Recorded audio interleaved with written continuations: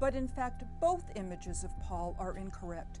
Paul did not misunderstand Jesus' message, and Paul did not proclaim a negative view of Judaism. The problem is the fault of contemporary readers who misunderstand Paul.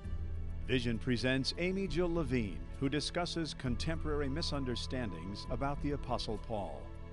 Paul is sometimes seen as a spoiler of Christianity who took Jesus' message of the kingdom and turned it into a message about Jesus himself. And Paul is also seen as somehow a spoiler of Judaism who completely misunderstands his Jewish tradition, suggests that Judaism is a religion obsessed with works, lacking in grace. But in fact, both images of Paul are incorrect.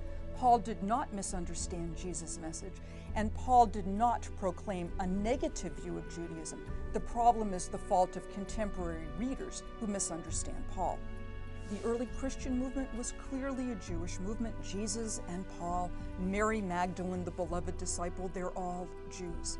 And although Paul is spreading Jesus' gospel to Gentile churches, Paul consistently identified himself as a Jew, a Hebrew of Hebrews, of the tribe of Benjamin, according to the law of Pharisee. Paul never left that Jewish connection. In fact, he seems to boast in it.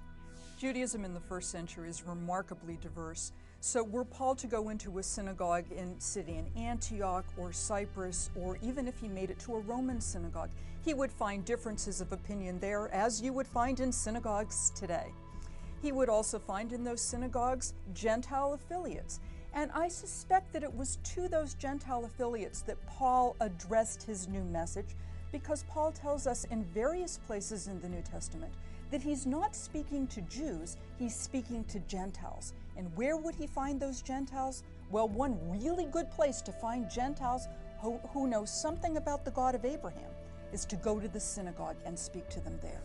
So when Paul got up to speak in any diaspora synagogue, he already knew that his audience would be diverse. But one thing he could probably count on was that the vast majority of people there would know basically Jewish history, know about the God of Israel, know about Abraham, know about Moses, and know about Jewish morality.